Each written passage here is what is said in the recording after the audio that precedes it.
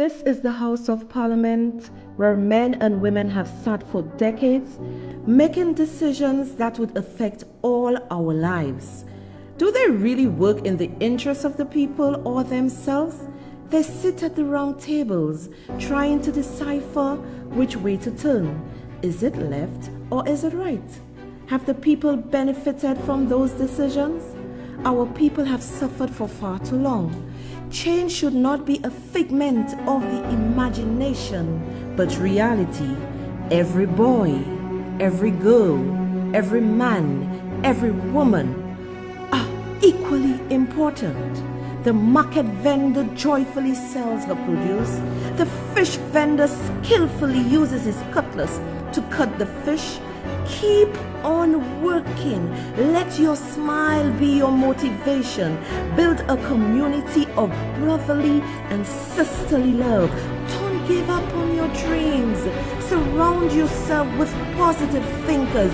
Think big and keep on moving. Keep pushing the envelope. Yes, push that envelope until you have succeeded. You may have made many mistakes, but that is no reason to stop. Don't you dare give up. Get ready for that overflow. Get ready for that breakthrough. The overflow is coming. Showers of blessings. Stay cool. Stay calm. Stay collective. Ride the rough waves of life. Hold on to that rope tightly. Just keep working. Keep moving. Keep believing. Self-motivation.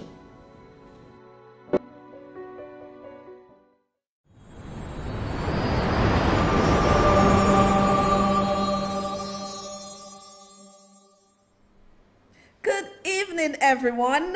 I know you guys were sitting on pins and needles saying, where is Soso? Where is Soso? Soso is here. Good night, everyone, and welcome to Lies and Deceit. I am your host, Sohria Alexander, better known as Soso, and you are watching this, fantabulous production. Compliments my 17-year-old son, Akim Ernest, who is my producer. And what I would like you to know, had I have to get a producer to produce this quality of work for me, I would have to pay like $5,000 to $6,000 a month. So we really have to appreciate my producer, who's my son, Akim Ernest, and I thank God for blessing me with wonderful kids, Akim Ernest, Kyle Ernest. Kyle is a very brilliant young man too. Kyle is not in the production thing, but Kyle loves his music. Kyle is excelling, soon to be living, to go overseas to do some stuff. So I have to thank God for my children. They keep me alive and they keep me happy. And I want to say a special good evening. I want to say a special good evening to all my senior citizens watching me on GVD TV Flow 115. Welcome, my sweet senior citizens. I love you all. Whether you are in St. Lucia or whether you are overseas, I really do love you. And thank you for making the time to support Soso. It is such a joy coming here to speak to y'all. And I was a bit flattered and humbled today because, I was kind of busy, but I was able to catch a glimpse of what was happening on Sky FM. And I heard, a gentleman spoke highly of me, and I want to tell you, thank you, sir. I am doing my best, and I am here to bring the truth to the people of St. Lucia. And as I've always said, I'm not doing this of my own strength. And I think when the gentleman spoke to Champagne on Sky FM, he mentioned that. He gave me so many props. Thank you. This really makes me feel nice and happy that people appreciate what I'm doing. Thank you so much, whoever you are, sir. And I want to say welcome to all my fans on YouTube. Welcome. All my fans on Facebook. Welcome. And the show has really grown. And it is because people are realizing that so I am not going to be biased. I'm going to call it as I see it. And you know, tonight we have a special guest, but let me say thank you. Let me say thank you to some of you. You know, you guys are just, hi Gloriana Novel, good night, you're on YouTube. Hey, my YouTube people, the numbers are racking up. You love YouTube. But I must, you know, it would be remiss of me because, as I've always said, the show is alive and well because of the people who support my show.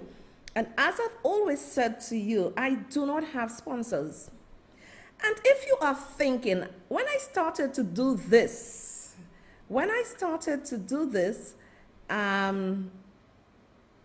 Mr. Joseph, if you can hear me, just put your phone on mute. I'm hearing your messages coming through. So just put it on mute for me, please. Thank you. When I started to do this, I just started to say, okay, let me just come and talk. My son said no. And that's why I said we need to use our young people for the betterment of our country. So those who have not heard the story in TV land, I have no sponsors. So my son said, Mommy, there must be a way. You're giving free consultation. You're doing this, you're doing that. There must be a way for people to say, thank you, Mommy. And then he just wrote, buy me a coffee, right? Excuse me, he just wrote, buy me a coffee. And then he went on the internet to look, and then there was this company offering this service. So the reason why we have buy me a coffee is to say thank you to so because I do not want to sing any business narrative, any sponsor's narrative. I want to come here and speak the truth. And I realize many of you have accepted that so is real. You all like my honesty, and I appreciate you for that. And allow me to say good night to someone. Just bought me some coffees. Thank you. I got a message from Marilise all the way in London. She's actually 5 hours ahead of me. People were buying coffees all throughout the day for this show and the last show I did last night. And the person said, hello, so and your charming Prince Akeem. I hope I can stay up for the live tonight, wee hours of the morning, as I keep falling asleep before you even start. We are now 5 hours ahead of you, but I still want to be in the midst of things. I can listen later on in the day, but I prefer the live. Everybody do. My love to both you and Akeem. That son of yours is a genius. I guess he picks up his mama's habits. Good on him. Thank you so much, Marilise. You have been an unwavering supporter, and I love you, and I thank you for that dearly. And I know you like to be, in the light, but I understand that you are 5 hours ahead of me in the UK, and I pray that God just continue, bless you. And somebody else bought me coffees, and the person said, many thanks for always hosting such high standard shows. Blessing to you and your family. Thank you very much. As I said, I may have the intellectual knowledge to come and speak to you, but this production is all as a result of Akeem Ernest. Another one bought me many coffees, and the person said, hi, Sohria. My name is Joan McDonald, and I must say you have been doing a very good job. Show bring out the truth to St. Lucians. I pray and hope that they are taking heed as to what you are doing. So once again, for all your hard work, and I'm here to stand and support you in any way I can. We'll be watching tonight. Thanks very much. And someone else bought a lot of coffee, and Nolissa bought coffee, and she said, so you are great. Thank you, darling. I'm humbled. Like I said, this is of God. I didn't do this by myself because everything has been going pretty well for us. I have been in Philly for 3 months, and I have everyone around me listening to all your shows. Last night, my grandson told me, don't forget so tonight. Oh, thanks, darling. Thanks for telling Grandma, don't forget so tonight. Thank you so much. And Veronica said, love the show, so keep it coming. Okay, and Electra said, Lent over, let me buy my coffee and mind our business. Electra, you're too funny. I realize I've missed you, Electra. Welcome back, darling. Melissa bought me coffee, and she said, my coffee needs milk. Yeah, I like milk in my coffee, too. That's my secret. If you know, you know. And Anna B bought me coffee from the last show. And I want to say thank you to all of you. I had to recognize you all. I want to say hi to my darling Miriam and Anisha. I want to say hi to all of you. You know, all the people who continue support. A lot of people support, but they do not want me to mention their name. So I have to respect their wishes and don't mention their name. But tonight we are going down very hard. It's going to be a show for you to listen. And people, please encourage your friends to listen. This show is not about UWP or SLP, it's about the truth. Because if you really know so, when it's time for her to pluck UWP, they're getting plucked left, right, and center. Who vex them, our business. But I still love them and I still love all of you. So let me bring on Mr. Guy Joseph. Since when that's your role? Welcome, Mr. Joseph. Thank you. So good night to you and good night to all your listeners, your followers, your viewers. And I too want to join in complimenting Akim for the work that he is doing. Thank you. I know we sometimes have problems connecting, but the production is high quality. And Thank you.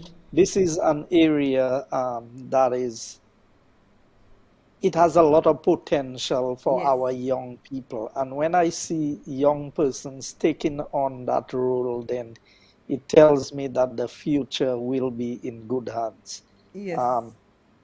Tonight, I will begin on a sad note because of the passing of Eli Louis. Oh, yes. It was very, very touching for me because I spoke to Eli the Friday morning. He's the one handling every piece of documentation for Sky FM. And you know, with all of the negotiations that are going on with NTRC, he's the one doing it. We've had very close connections, and not just because of politics. From the days when his dad was in charge of the boxing planting forest here.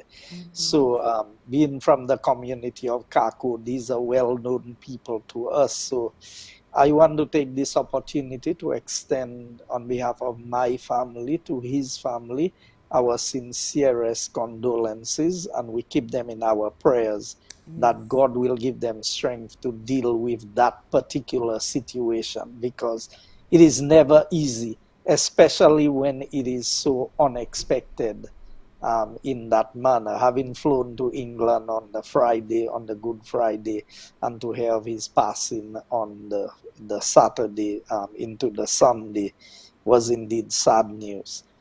And you know, when we think we are high and mighty and everything that we are, that is how life is, like a vapor. That's how the Bible describes it. Or like a blade of grass. Today it's there and tomorrow it's cast away into the fire. So, or a vapor, by the time the sun comes up, then it disappears. Outside of God, our life is really nothing. And that is why we need to be very mindful how we live and how we impact the people that we come into contact with. So like you, so I want to, being on my third program with you, I want to extend special greetings to all my very special people. Margarita in Texas, I know she always tells me, no matter what program I'm on, she listens. I'm sorry I couldn't come up to celebrate your birthday with you, but rest assured I will be coming up sometime this year. To all my fans over in Worcester, in Boston, in my niece in Pepperell, my sister up there, and to all family and friends far and near, and all those well-wishers, all the people who meet me and encourage me on a daily basis, to not give up and to keep focused, because they believe that St. Lucia still needs us to do something. And I believe that whether I am involved in active politics or not, St. Lucia is still my homeland.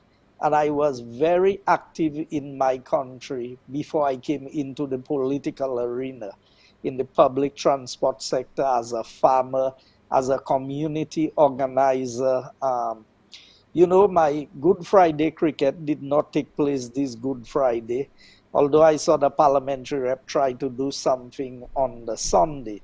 And I do show respect to what he did because I guess he realized that the Good Friday tournament was not a political tournament. It was something that I started as a community person back in 1995. Wow. I came into politics in 2006. So it was almost 11 years running that competition in the community, and it has grown. I've been criticized a lot by the Labour Party for it, for having cricket on Good Friday, yet they came in and organized cricket on Easter Sunday. And I'm trying to figure out, so what's the difference between Good Friday and Easter Sunday? But, you know, in the political arena, stranger things have happened. I want to send a message to our people in St. Lucia.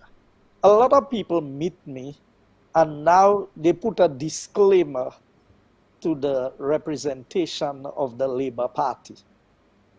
They tell you, I didn't put them there. Now, if you did not vote UWP, you put the Labour Party there, That's whether you right. voted You or you stayed did home. not vote. That's right. Because if you did not vote, which means you accepted the vote of those who voted, and those who voted would have voted on your behalf. Exactly. You know, I never understand. There's so much discussion about Black people and what has happened to us over the years. And sometimes people look at you as because I'm Indian that I'm not Black. So it's almost as if I appear nowhere because I'm as St. Lucian can be. Yes, my parents of Indian heritage, but both my mother and father was born in St. Lucia. And then people sometimes try to label you as Indian or as Negro or as Black or as white. Whatever category you put me in, it's okay, but I'm St. Lucian first. Amen. And there was so much struggle for Black people to get a say in the affairs of this world. And now these same Black people will tell you, me, I ain't voting, I'm not doing this. If they could not, they would have said, oh, if only I could. I would. How much of a difference would it make? This... And at the end of the day, you know, we never really know what we want. No, we don't. I wish above all things that our people would begin to think for themselves, read for themselves, pay attention to what is happening, and stop allowing other people to think for you. That's because right. Too much of that is happening in St. Lucia, where people are thinking for us. And no matter how you present the truth, I know the title of your program is Lies and Deceit, but what you are doing is exposing the lies and deceit by telling the truth. Amen. And what I learned is that if you work at the bank, they will not teach you to identify counterfeit currency. They will show you the real currency and all the features of a genuine $100 bill. So once you see a counterfeit, you can identify it because the counterfeits may vary, but the original, the genuine remains the same. So you don't go about trying to study what is false. If you know the truth, then you can identify falsehood whenever you hear it or you see. And that is what I'm happy about with your show, that you're exposing the lies and deceit by bringing the truth out. And anybody listening to your show, I have not heard one person challenge the information given on Soso's programs, because it tells me that, like myself, you do your research, you make sure that you know what you are talking about when you come and talk about something. And sometimes my wife tells me, you know, you must not always say that. I like to be right. It's not my fault. It's in my nature. Yes. I enjoy being right. And the only way you can be right is to make sure you know what you're talking about. You Exactly. do the necessary research. Not only I like to be right, I like to do things well. Yes. Everything that I put my hands to, I want it to be done very well. Imagine, so I'm not feeling very well tonight, but Okay. because I'm committed to the program, I've had a headache for the last couple of days. Oh, And so who tell sorry you, about I that. didn't go and play a cricket match on Monday, Oh. um, Easter holiday. There was that celebrity cricket match at the Mindu Philip Park, and Uh-huh. my name was featured as one of the persons. And I have to compliment Brian Calix for putting that competition together. And it was a very good effort. Imagine the team I played against. You had people like Darren Sammy Okay. and Gary Matre, former West Indies players, former West Indies The captain, big played guns. a T20 match against Darren Sammy. And imagine, so it's not being boastful. It's just, it was quite rewarding that I got the best bowling figures in the match with international players like Darren Sammy, Johnson Charles, Gary Wow. Matre.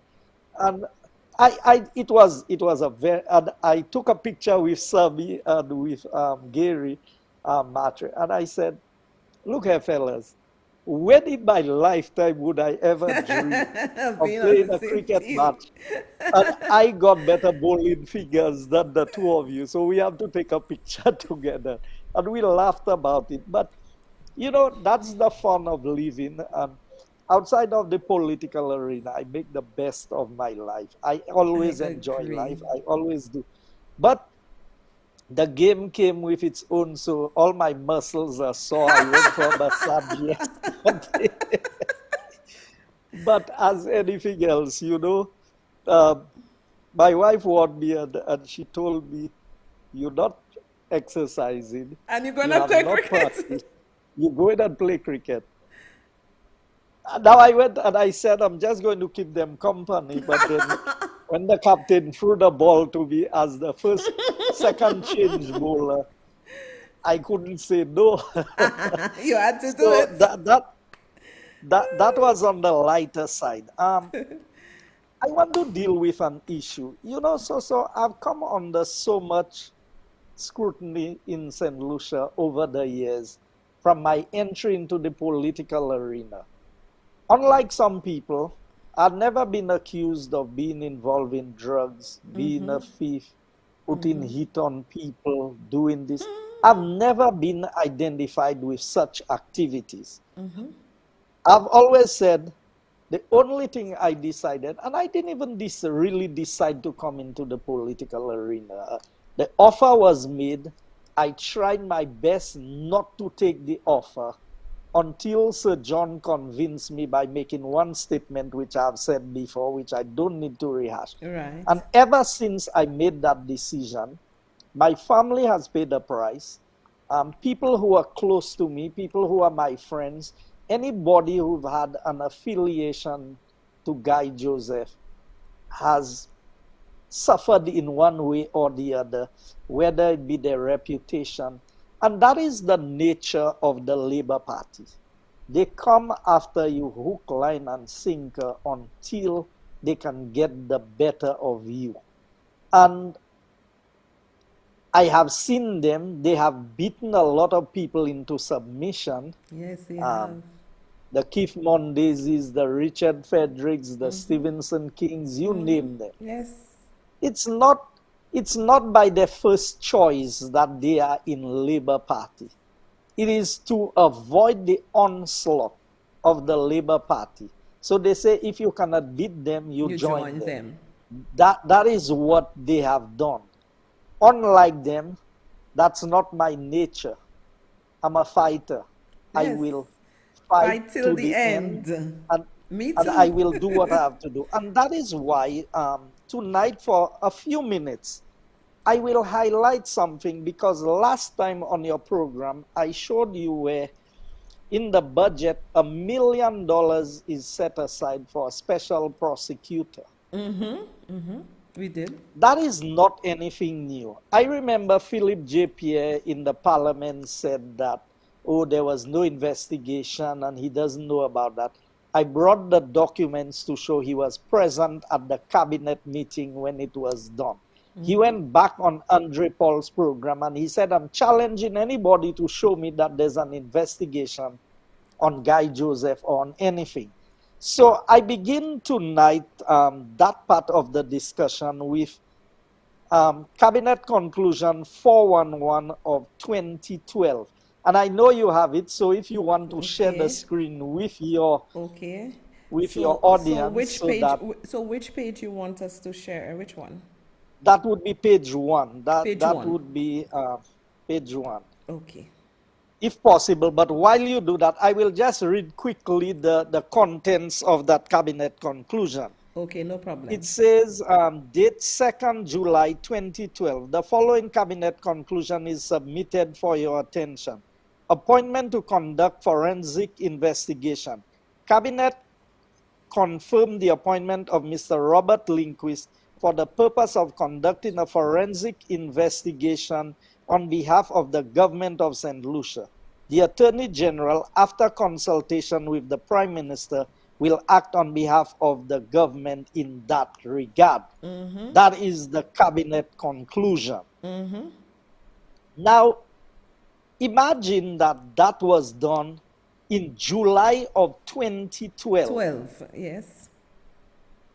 The appointment was made, which means that they had 2013, 2014, 2015, 2016.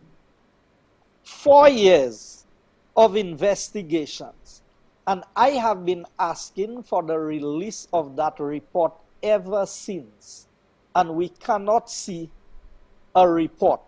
But I wonder, people of St. Lucia, when you go into label accusations about me, I'm just highlighting a few of it. But I have a much bigger document that shows all the pages of all the transactions with Lindquist. That's not the report.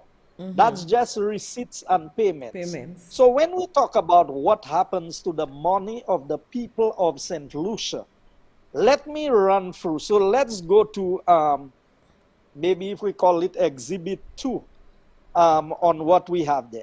Approval of a reallocation warrant. And that's number 2. It says, grateful for your approval of the attached reallocation warrant in the amount of $121,209.06. This is to facilitate payment to Lindquist Forensic Accounting Investigation, LLC, for professional services rendered for the period May 1st to May 19th, 2013. So look at how much is paid for investigations from May 1st to May 19th. What? 19 days? Yes. Period May 1st to $121,209.06. Now, the people of St. Lucia, this is not Kenny Anthony's money. This is not Philip J. Pierre's money. This is not Alan Chasney's money. That's the These are the taxpayers of the country whose money was taken and paid to Robert Lindquist for investigations. And I will give you a breakdown of the invoice so you understand what on item, I think, is it 3 or is it 4? I think it might be 3 on yours. Professional fees for Mr. Payment to Lindquist Forensic Investigations. And it has the bank that it is to be transferred to. and the professional fees. But the part of it I want to highlight is that most of the payments was made, and the request came from the Cabinet Secretary to the Permanent Secretary, Department of Finance. And here is what it highlights. This represents payment to Linguist Accounting Investigations for provision of professional services for the period July 22nd, 2013 to August 18, 2013. And the amount there for professional fees is $39,527. There's other expenses of $525, and there's the bank to which these funds are to be transferred. So, people of St. Lucia, I want you to pay attention, and let's go to 5 so you understand better the point I am making. Okay. I think it might be 5. Page 5? On yours. Yes. Okay, let's go to page 5. Okay. It's from Kim St. Rose, Attorney General's Chambers, National Insurance Corporation Building, Castries. And it says, for professional services rendered for the period July 22, 2013 to August 18th. And here's the breakdown of the previous invoice that I showed you. And I hope that you all have seen all the invoices are stamped and certified. So this is not some fake document. And I'm not showing you half of the document as some other talk show host would do. Come and wave papers and show you a little piece of it, but they're not showing you all of it. I am showing you everything that is written there, so you can see for yourself. You can verify that the information being given is authentic information, is reliable information. So it exposes the lies and the deceit of the Labour Party. So look at the breakdown. For professional services rendered, Bob Lindquist, which is the same person as Robert Lindquist, 81.5 hours at $485 per hour. Now that is not 485 EC dollars.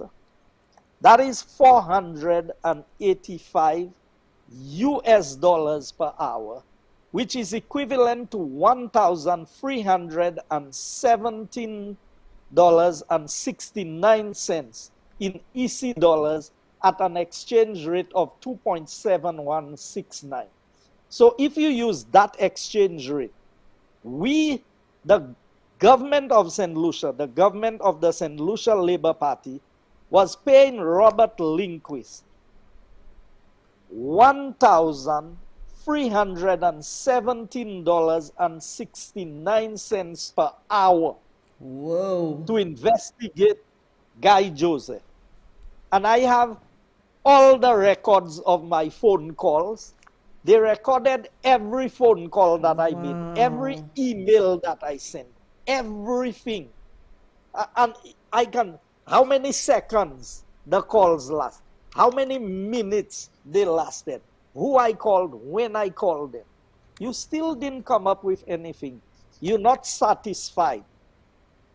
After you paid all of that money, you're still not satisfied that there's nothing. Now, if you look at the documentation, and I'm running through the documentation so that there is an appreciation for what we have there. Because Robert Lindquist was not the only one paid. Now I came across a very interesting one, that is page number 5. If you can share it on your screen again. Yes. Because it's a memorandum from the Office of the Prime Minister, from the Permanent Secretary to the Accountant General.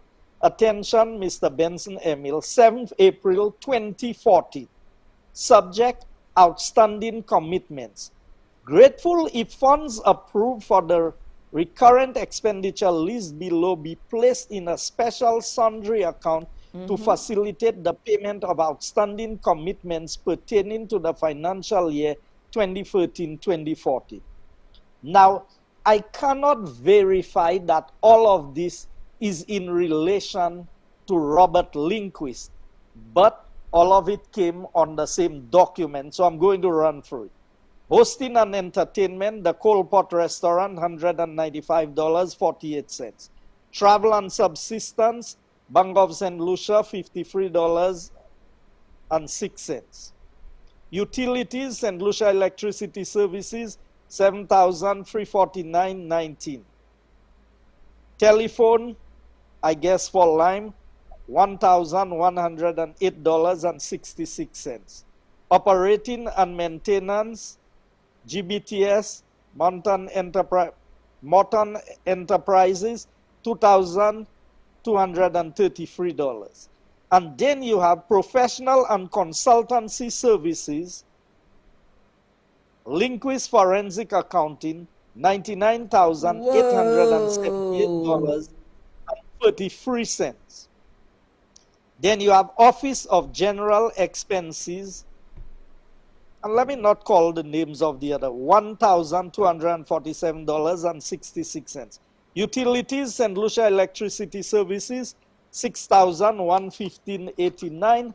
And the back page has FDL Pest Control, you have Beats Limited, and Number One Service Station. And it has a total of $2,721. Like I said, I cannot verify whether all of this is linked to Robert Lindquist, but what I can say is it is evident that in the approval that was sought, that Robert Lindquist is on there for $99,878.33. So now, if that was all that was paid to Robert Lindquist, then I don't know that we ever would get to the bottom of how much money was spent on Robert Lindquist, because his fees came to a certain amount. But here's an interesting one that I found. Number 6 on yours. Okay, travel 6. Expenses for Bob Lindquist, St. Lucia, October 17 to 26, 2012. Airfare per invoice. US airfare, and all of that is quoted in US dollars, as you can see for yourself. Yes. $891.20. American Airlines, $962.10. Miami Hotel to and from St. Lucia, $300.56. Meals at $60 per day in St. Lucia, $480. Other meals, so I guess none, there's a zero under there, or NC, and then the total expense, $2,633.86. Yes. Apart from all the fees that were paid to Robert Lindquist, and I will show you other invoices, where even where he parked his car at the airport in the US was paid for by the taxpayers of this country. And you know what? Up to now, we cannot see that report. That's the worst part of it. That all of this money was paid, and we have nothing to show for it. And for the people of St. Lucia who want to talk about wastage, who want to talk about what Alan Chasney did and what Guy Joseph did, and these investigations, and if you go through the phone records that are there are phone records of Guy Joseph, Alan Chasney, Sean Matthews, Antonio Asenza. These are the primary targets that they had on their list of persons they were trying to find out what was happening. So, here you have it. US airfare, hotel, accommodation. A man lives in the US, he's coming to St. Lucia. The government of St. Lucia must pay for everything. After you paying him $1,317 an hour to work for you, you have to pay his hotel, you have to pay where he parked his car. You have every dime that was spent by the people of St. Lucia, and we still don't have a report to show for it. I believe that the Labour Party, and I will come to that when people think that guy was controlling UWP, if I was controlling UWP, these things would not pass like this. You can rest assured. And I will show you what happened. So, again, I move to the next one. From Kim St. Rose again, Attorney General Shimba. Which For number you on? professional Which number? services Which rendered number you for the on month now? of December 2012. That's number 7. Okay. And your producer is doing a very, very good job Thank you.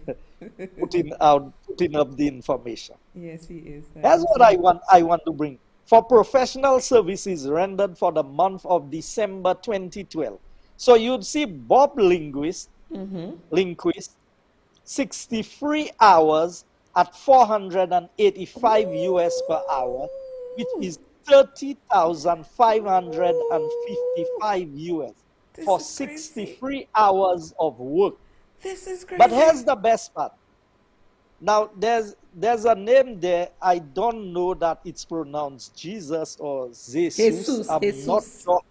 Jesus, but I will use the surname Pena. So, apart from paying Bob Linguist, look at what the other gentleman was being paid.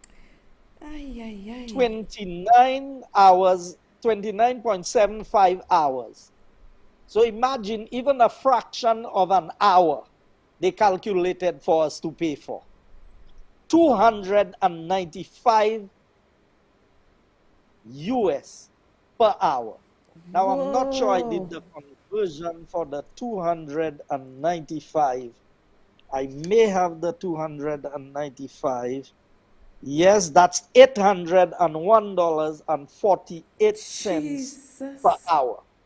So think of these 2 men working for you 1 hour. It was costing the government of St. Lucia more than $2,000 per hour for these 2 men. Because if you add 1,317 and $801.48, 8 and 3 is 11. So that's already $2,000 plus dollars for them. And we have, and let me just button here, and we have gas attendants going home with $600 a month, and this man is making all this money. More to come. Go ahead, sir. More to come, yes, and expenses as listed. So apart from paying him and his assistant $39,331 US dollars, there is expense as listed of 1,616. I am not sure. I did not get what the breakdown. No, the breakdown is on the back page. I think it's on page 8. Do you have page 8? If you have it, put it up so people can see. Okay, we'll check it out. Page 8. The expenses. So you hire a man to do a job for you. You pay him all of that money per hour. But look at the things we had to pay for him again. You see, for software, 199 US. So not even the paper he was going or whatever software he was using was being paid for by him. Oh, this is crazy. The $1,000+ per hour was what was going straight into his pocket. All the other and look at the breakdown of the expenses. People of St. Lucia, I know why the Labour Party has been at me the way that they have been. These are the reasons, because these are the things that I know, and these are the things that I expose, and these are the things that I call them out for. So his airfare, $1,034.10. Airport parking, $34. Hard drives. So apart from paying for the software of $199, you had to pay for the hard drives, $250. FedEx fees. $330. Miscellaneous, $65.23. This is madness. Now I will tell you, You know that while we were in government, we had to threaten to take this man to court to release a document. And I see no hard drive. What he sent was a thumb drive he sent to the cabinet secretary and a box of paper that weighed 70 pounds, which we had to pay to get to St. Lucia. But that is what Kenny Anthony and Philip J. Pierre and the Labour Party did to go after Guy Joseph. And the saddest part for them is they came out empty-handed, because you know what Robert Lindquist tell them? He have to investigate more.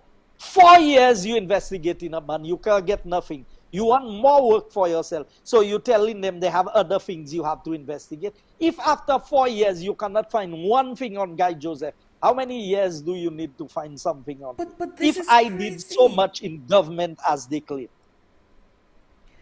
But So you understand what is happening? Yeah, I understand what is happening, and I am very happy that you are here tonight explaining this. And the reason why I'm happy is because Philip J. Pierre has put aside $1 million US, he said, for his special prosecutor to go after who? Because I listened to him attentively. He said anybody in the civil service who aided and abetted the Alan Chasney-led government into corruption, he's going to come for them. So, St. Lucians need to start thinking critically.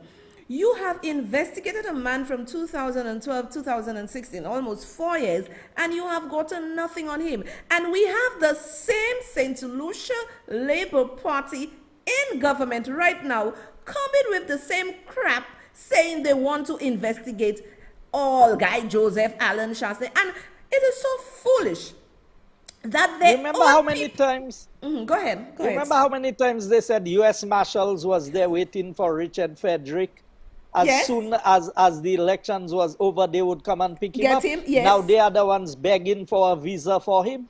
U.S. Marshals don't want him again. Exactly, the corruption is too much. So right now, they have no plans. They are clueless. So what they are doing, they are threatening the people of St. Lucia by saying, oh, we come in for all of them who did corruption and they have to go to jail. People of St. Lucia, I am telling you to ask Philip J. Pierre to take that $1 million he set aside for the prosecutor and put it towards the average St. Lucia that needs assistance. Go ahead, Mr. Joseph. You know why that money is set aside? That's to pay some of, and you'll see who the prosecutor is. I will not be surprised that that prosecutor will be Astefan. As my fan. Because they have to pay them for what they have done for them in the elections. Oh, yes. And I ain't afraid of these fellas, I have confronted Astefan because when my case was in court, he was the lawyer. He was the lawyer against me in the boundaries case. So he and Peter Foster.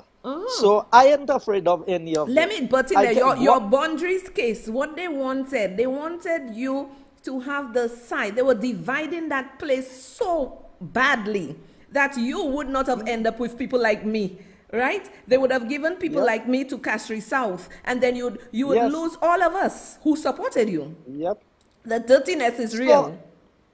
So I wonder people of, and that's why I said tonight, so our people need to read for themselves. They don't read. You cannot allow a set of people to be lying to you. And I am telling them, I have no parliamentary privilege on your program.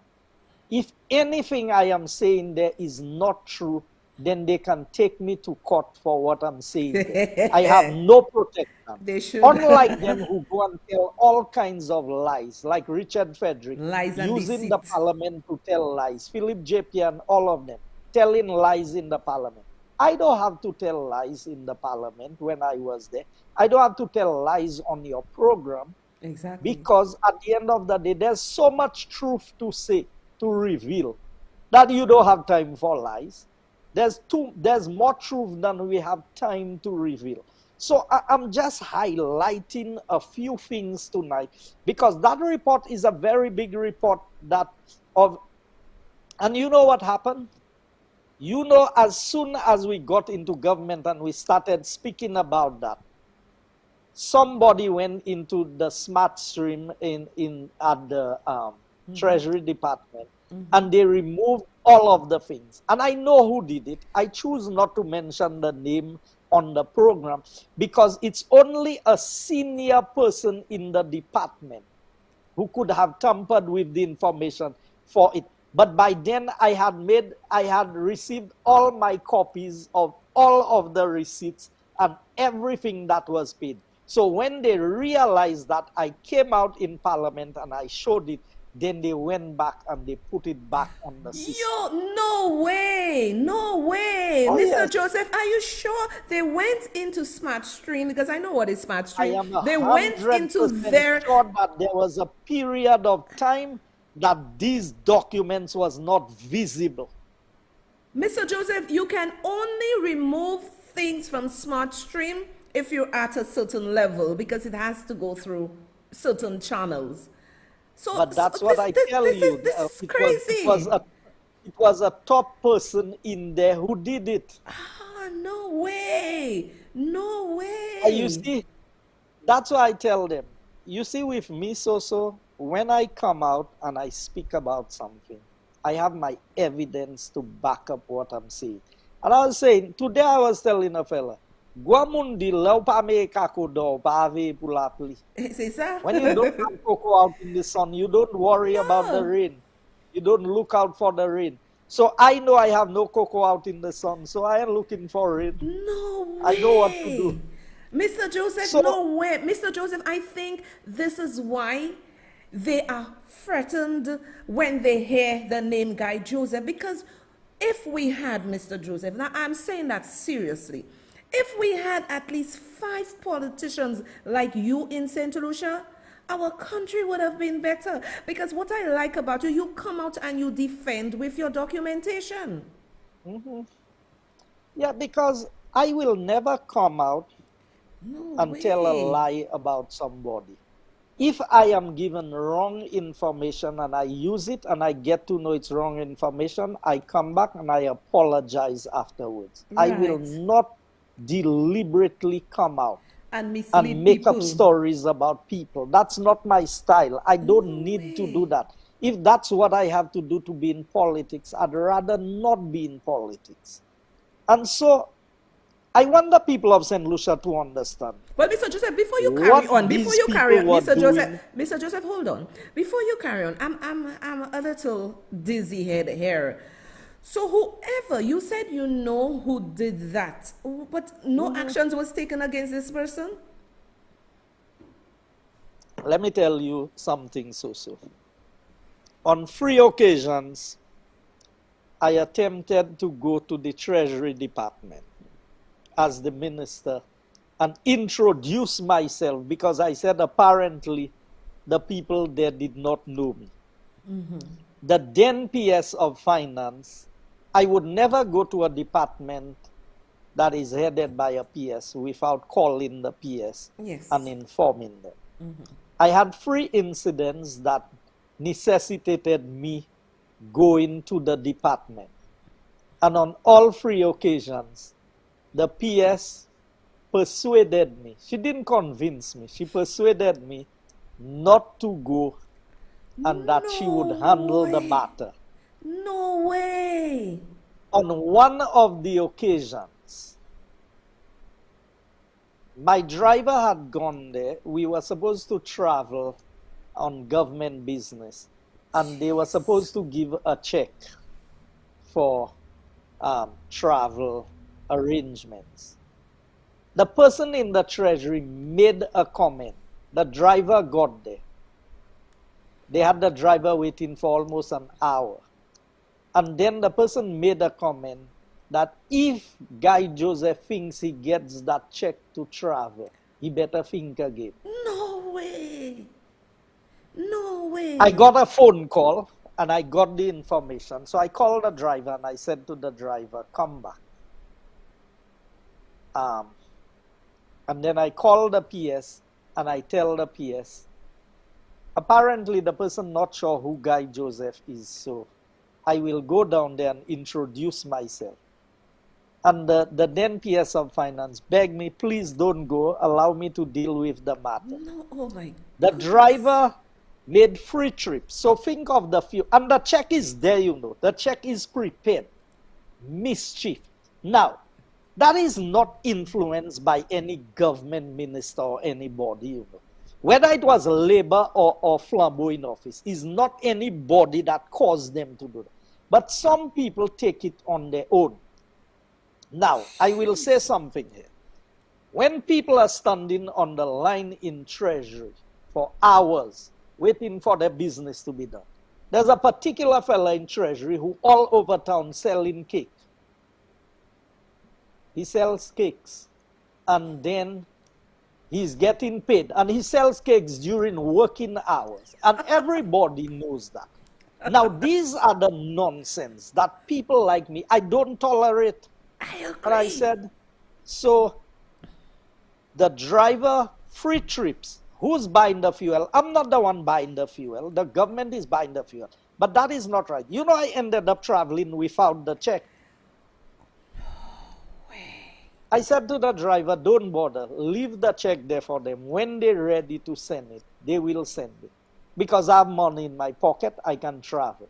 And the money that I traveled with was my money, not government money. But they had to refund me. Yes, But obviously. that is what you encounter. And that is why I tell them, you see the precedent that I set for myself? I cannot ask any public servant to do a bubble for me. Because I call them out on what they do. So at the end of the day, like they say, when it comes to them, I cannot go on, because how can I ask you to do something crooked for me? Exactly. And tomorrow when you do it for yourself, I can criticize you. I cannot. So that is why I don't go down that path. You know, one day, another time, I got to my office. I went to my office on a Sunday to do some work. And then when I came in there, I saw a big flowering plant in my office. And when I left the Friday, it wasn't I don't want there. to laugh. So I called my secretary. Oh my God. I called my secretary and I said, I saw a plant in the office. Did you put the plant in the office? She told me, no, she didn't put the plant in the office. So I said, so other people have access to the office then? She said to me, well, apparently because she was not there. So I made inquiries and to find out what transpired and who put the plant there. Because I don't know if they put a bug, I don't know what the plant is for, I don't know what is happening. My secretary was not there. So I called the PS again, person in charge of the building, I made inquiries. You know what the remarks was? So they said they put the plant there, but the person can only come to water the plant on weekends. What? I said, so the minister's office has to be open, all confidential documents Are in and there. everything just on the desk, and somebody comes to the building to water a plant totally unsupervised. So No way. the person's remarks was, who the minister think that he is, that they have to make special accommodation for him, as if to come and water my plant in my office on a regular work day when there are people. So I called the PS and I said, PS, whoever put the plant there, tell them come and take it. Oh. And go with it. And on that occasion, I went upstairs and I went to the person who said what they said, but by then the PS had intervened and said, you know, the lady came and she apologized for what she said, and she said that's not what she meant and whatever. I said, lady, take your plant and go with it. If the person, but you see, now these are, and people will tell you, oh, but what's the big deal? If anything goes missing in my office, who do I hold accountable? My secretary, and other people have access to come to the office when she's not there. Do I know what they're going to put in the office? What they're likely to do? So these are the things. Now, when you come out and you speak that way, people think, I always told them, I know I was temporary and they were permanent. But if I'm in charge, I'm in charge. I cannot be in charge and I'm not in charge. Somebody else is doing what they want. I don't cross boundaries with people. Everybody do their work. But if I ask that my office, when you come, I don't have to be there. But you mean to water a plant? My secretary or myself cannot take a glass of water from the pipe and pour it around the plant. You have to be able to come there on weekends when there's nobody in the office. So whoever is watering these plants have access to every office, because they put in my office, they put in the permanent secretary's office, they put wherever they wanted. But these are the kind of networks that run in government. And when you come out and you speak about these things, people think, oh, you think is you that's the boss. No, there are ways to do everything. So going back to where we were on that, here's, I got for the services to be rendered, professional services rendered on behalf of the council for the month of December 2012. I think you have that on page 9. Page 9, okay. With Mr. Pena managing the technical aspect, the bank data for various accounts obtained by Mr. Martin during the course of his work was downloaded for study. So I don't know what these accounts were, but I've always told them, if you investigate Guy Joseph so much, if you want to find out what accounts I have, I could just tell you, you know, they never came to me. And they you have never always asked said me. that. That's one thing you have always said. If you want to know my bank account, where I have my money, just come to me. You have always said that. But so we do integrity commission report every year, and we have to state all of our accounts and the balance assets, is on the account. Right. And if there's any information we give that is false, we can be fined. So why, I mean, to say, okay, you paying a forensic auditor to come and look at accounts, what I assume is not my account. To the input of, you have page 9? To the input of financial and other data into the chronologies and legal documents from the work of Mr. Martin. With Mr. Pina managing the technical aspect, all new research work obtained by him was downloaded for study.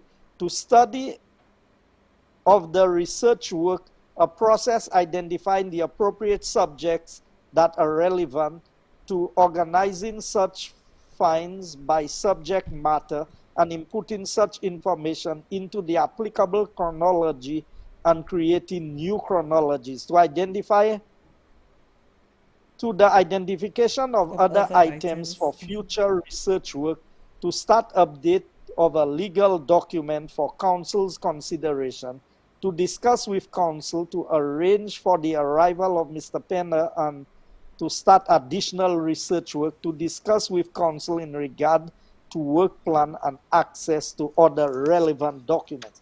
These are the things we were paying over $2,000 an hour between the two researchers for. Researching what? And you know the report they sent there? One senior person in government looked at the document and you know what they said? You could take any Form 5 student and ask them to put that together and they would put a better thing together. What we were paying Mr. Robert Lindquist and his associates in excess of 2,000 EC dollars per hour to work for. So think of them working for 8 hours for the day. After we pay for where his car is parked in New York, in Miami, we pay for his hotel, we pay for his food. You know, there are some, and let's go to 10, so the people of St. Lucia can see for themselves.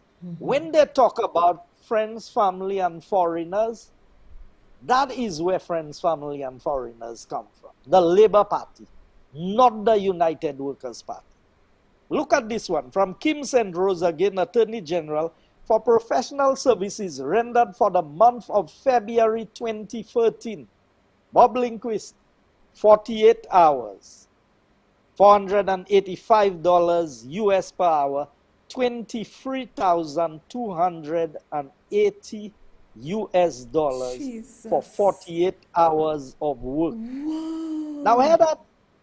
Travel expense to St. Lucia, February 9th to 13th. USFA, $578.60.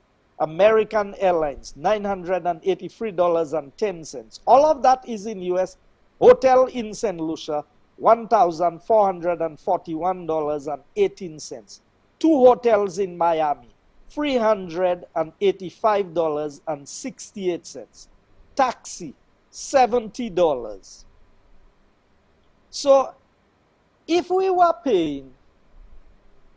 paying for your vehicle to be parked at the airport, why you still need a taxi?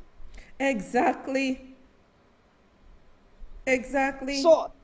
So what these invoices padded so that as much money. So altogether, so you have the taxi of 70 US, as you can see there. Yes. So if you have the grand total, $26,738. Yes. Certified, correct, and signed. Can you just bring it up a little? Bring it up a little. Yes, we'll bring it up a little. Yes, so they can see certified, correct. I would assume that this is Kim St. Rose's signature. I don't know. Office of the Prime Minister, entered on SmartStream by the officer, and the information is there. So people of St. Lucia, I didn't make up stories to come and tell you all. This is what the Labour Party did to investigate Guy Joseph. If we go to page 11, let's see what they did there. Page 11. Professional services rendered on behalf of counsel for the period May 1st to May 19, 2013, to finish preparations for certain persons for trip to St. Lucia in the week of May 4th and include interview questions with supporting documents while in St. Lucia. Attend at Office of Accounts Department to review travel and phone record vouchers for payments for the year 2007 to 2011, inclusive of, and to give instructions to copy documents. And the same documents they copied, so I got my own copy of it. Wow. I tell them already, it's not they alone that have access to information. Exactly. I have access to information. So all the documents, all the phone records that they are talking about there. So I can just highlight for you.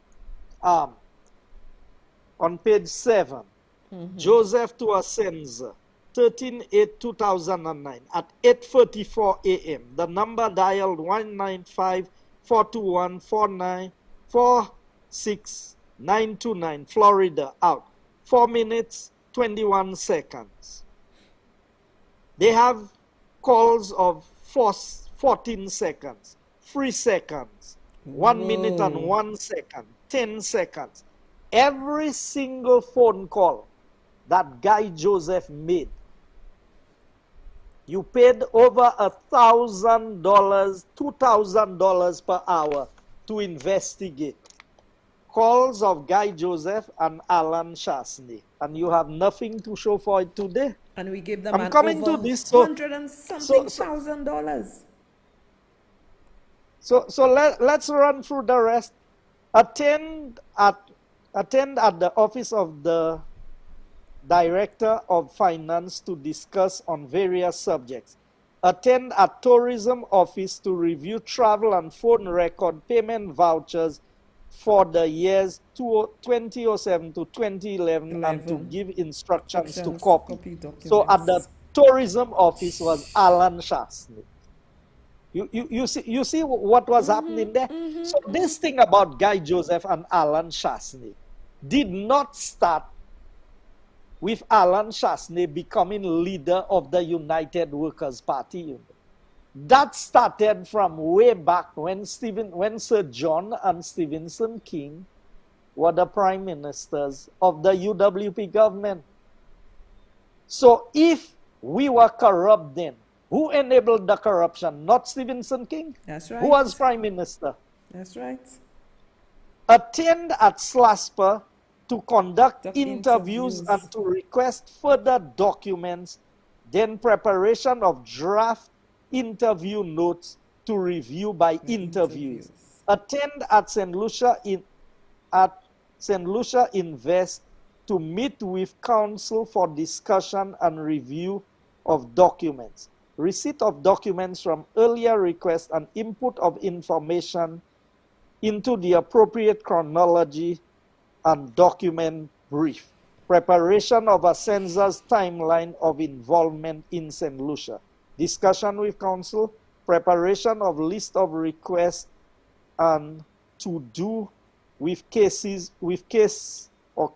planning. Finish major review of batch number 3 of research work and specific word searches to identify and save relevant findings, and thereafter input into the Rhodes chronology, now 90 pages. So where is that 90 pages that they have? Yes, where they is think the 90 I don't pages? have it. I have it here, so. I have the 90 pages of the Rhodes chronology that they are hiding. You see, when you out to do mischief as a government, that is what happens to you. So they knew that the report would have cleared my name. They found nothing on me. This report has more about Stevenson King than it has about Guy Joseph. So you know what they did? They never released the report. They allowed Lindquist to get away, and they said the report was never completed. And you know, in the terms of the agreement with him, that the documents are his. And if he does not want to give the documents to St. Lucia, he does not have to. But so how after come? you How pay come? him All that money. After you pay him over $3 million plus all these expenses. But the best part of it is coming. Let me show you. On page 12, it says, page 12, to conduct the various internet research work on another person of interest. Email exchanges of draft interviews, notes and interviews and their finalization. Return to batch 3 of research work with specific word searches to identify and to save relevant findings, and therefore input into the RCCL DECCO chronology, now 117 pages. Start input of new telephone information for 2 months for an interested party. Add new documents to the brief of documents in relation to the Taiwan funding chronology and Choiseul and other constituencies chronology. So there was a lot of mischief being done by the Labour Party. And that is why you see a lot of people who should have been loyal UWP supporters defected to supporting the Labour Party because of the information the Labour Party has on them. They know that. No way. Wait. What you're saying? In other words, okay. I get you. Words, oh my. I get you. Some I of get them you. have been blackmailed into supporting the Labour Party. Yeah, I got you. The blackmail part, I got you. Yeah, because how can you know something is so wrong and now you are for it? I get you. So people of St. Lucia, what Soso want to tell y'all is to open your eyes, not for Flobber or for Labour. Open your eyes for your country, because we cannot allow this nastiness to continue in our country and wasting our money. You have investigated a man for 4 years. He is out of office now, and you still want to have a special prosecutor to do what? To give us my fan money?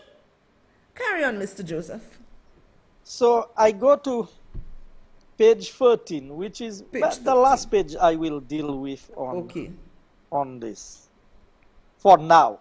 Okay. At a future time, Yes. I want them to challenge the information that I have put out on your show tonight. Good. Now, here's the most 13. interesting part. The agreement. Here under what law that we can challenge him. And that is why linguists gave us so much trouble.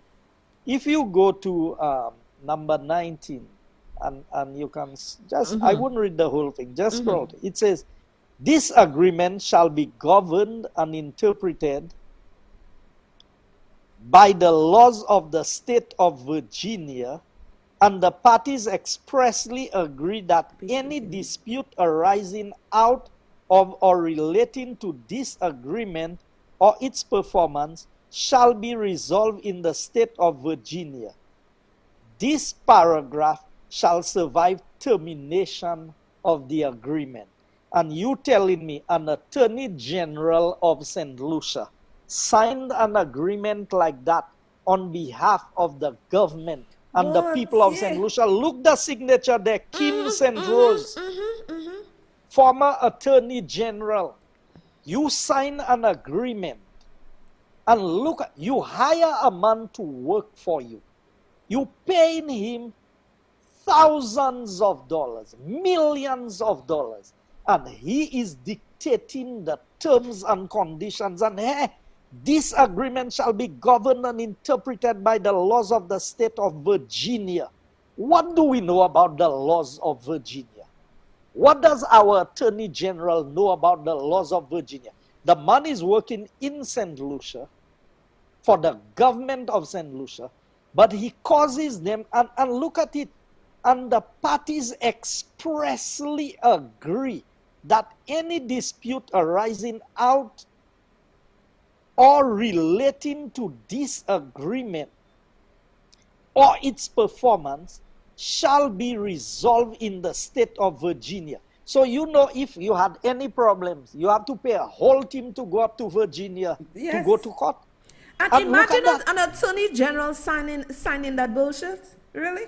But look at the best part of it, the last line. This paragraph shall survive terminate. So even after you terminate this agreement, it's surviving. This still survives. That part of it still survives. Our Attorney General had a lot of problems getting any cooperation from this one. linguists. Yes. We had to use our offices in the US to get the thumb drive that we did from him. No way. So you tell me I have to have respect and regard for people like Kim St. Rose to come and advise government on what to do? Because so you know why I highlighted this? Because when investors come to St. Lucia, where they spend their own money, not somebody else's money, their own money, and they request that you have neutral ground on which to resolve disputes. So they may say, okay, if I am an investor from the UK and on the British law, we would want that if a matter is in dispute, we feel that it is better to be resolved under the British system of law.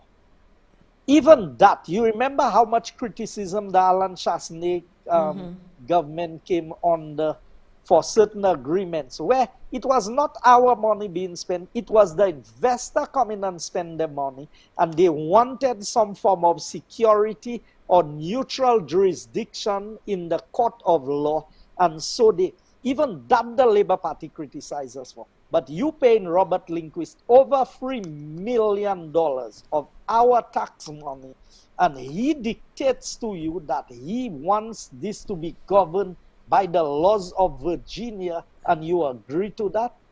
Do they know the laws in the South?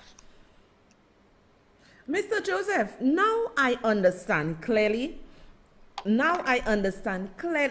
why the St. Lucia Labour Party did everything they could while you were in office to ensure that people listen to their garbage and to vote you out. But Mr. Joseph, this is frightening. And let me tell you why it is frightening. It is frightening because we now have these people ruling our country. Labor cannot govern, and putting all those layers over our eyes. Well, not over my eyes, I see right through them. Talking about special prosecutor. What they are doing, they are playing on the psyche of St. Lucians, letting them believe, okay, Guy Joseph is a volet, Alan Chastain is a volet. All of them put monies in their pocket, so we are here to investigate them, even investigate civil servants who maybe had interactions with y'all. But the people of St. Lucia need to get wise and realize that this government is bluffing them. Because what I'm saying, we have a DPP. Are we paying this guy 20,000 plus a month to do nothing? What the hell are we doing with a special prosecutor when we have the green man there? What are we doing, right? Why don't you bring the evidence, or he create his team and investigate? Because this government doesn't know what they're doing. Labor, passa govern. Let me tell you, Labor knows that they ain't coming up with nothing with the special prosecutor, but they will pay. They paid $3 million, they didn't come up with nothing from Robert Lindquist. So they go in and pay another $1 million US, or how much it is, for what? And that's, remember, for the first year. So if it rolls into the second year and the third year, because the budget amount is not rolled over, that's just for the first year. Yeah, so if they spend 4 years, that's $4 million. Yes. So you know what is sad for me, that you sit back and you look at your life. You look at the contribution you have made. You look at how hard you have worked. And I have said to everybody in St. Lucia, there's no other politician who has lived before me who can stand the level of scrutiny that Guy Joseph has stood in this country. Well said. You brought in one of the biggest fraud investigators in the world, Lindquist, to investigate Guy Joseph. Forensic accounting. And you did not come up with anything. And you know, it is sad that you still walk the streets and people still see you as a thief. People still label you all kinds of ways. That's the nature of what the Labour Party does to people. Yeah. You remember what they did to Von Lewis with Tujusu and whatever. Look at what they did to Richard Frederick. Look at what they did to Mondesi. And look at all of these people, like beggars at their feet. Now, I've always told them, I will go down fighting. I have never, you see, there's nothing in government that tempts me to make a bubble. Everybody who work with me know I complain that things are too expensive. When they give me the price for something, I tell them, you all need to give me a better price than that. That's what I would tell them. I negotiate for government better than I negotiate for my own self, because it's my money. I spend my money how I want. I do not spend the people's money how I want. I look after the best interest. And the evidence of the work that I have done in the country is testament to it. Let's look at St. Jude. They spent they were going to spend $187 million to repair a hospital. I was in the process of completing the building of a brand new hospital, bigger than OKEU, for less money than that, but you accuse me of making bubble. I mean, so if I made bubble for a new building that is bigger than what you are building, and you are not building and you are repairing, and yours was costing more. So if I made bubble, what did you make? Is there a word that they have invented to describe what y'all did when y'all were in government? Because the evidence is there. And I'm saying to people, everybody telling me, you should go and protest about, for me alone, the people voted for them. If they want to put them in the old St. Jude and let it fall on them, that's for the people to speak. That's I right. am making my voice heard so. Amen. Everybody want to tell you, go and protest, go No, and demonstrate. no. Protest and demonstration has its place. But you should know when you elected Philip J. Pierre to be That is what you're prime gonna minister, get. that you are going to get substandard representation. That's right. Look at And his substandard constituency. people cannot do world-class things. No, they can't. Only world-class people can give you world-class healthcare. So I was just watching and I heard it, the chat. When Ralph Gonzalez's head got busted in St. Vincent, where did he go to see the doctor? Barbados. Barbados. He's sick again. Where is he? In Venezuela. So you Why not stay govern in a St. country. Vincent? Why not stay in St. St. Vincent? Vincent, you govern a country. You call yourself a 5-star general. After 25 years of being prime minister, you cannot even go to your own health institution for a basic doctor's checkup. And you tell me you have achieved and you have accomplished and achieved what? Now, Mr. Joseph, you are right up my alley. So right now, they said you will put in horses before people. But right now, they are putting houses before St. Jude's Hospital. Did you see the monstrosity that they want to build in Castries Southeast? I need your take on this. I will come to that as I shift to the housing aspect. But I just want the people of St. Lucia, and you see the doctors in this country, we have a lot of very good doctors in this country. But this fraternity has become too much a money-making industry. It has. The US is beginning to realize that. Yes. Because a lot of people are going outside of the US for the healthcare. Like India. Because it is cheaper. India is on the cutting edge of medicine and healthcare in the world today. And I can tell you, I have experienced it firsthand. Yes, I remember you went there. Yes. You know, I've heard something, I cannot verify it yet. I heard that the consultants that we had brought down to work in St. Lucia with helping us to set up the proper healthcare is now working for the private hospital also. I don't know if that's true. But if that is true, I would be very alarmed because these are the same people.